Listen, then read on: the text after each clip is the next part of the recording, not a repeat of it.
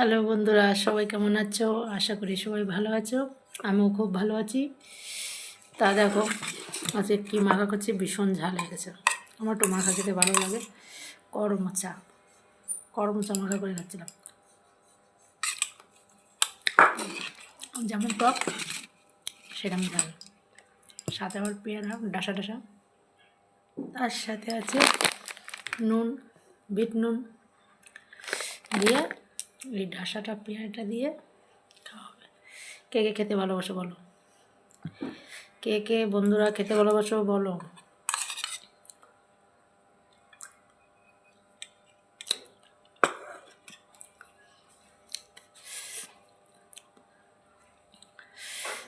কে কে করমচা খেতে ভালোবাসো বন্ধুরা বলো? আর এই ডাসা পেয়ারা, করমচাগুলো বেশ লাল টকটকে হয়ে গেছিলো। দেখো, গাছ পাকা, একদম গাছে পেকে গেছিলো। তারপরে তুলে নিয়ে আসলাম, বেশ নুন দিয়ে লঙ্কা দিয়ে মেখে নিলাম। এই লাগছে।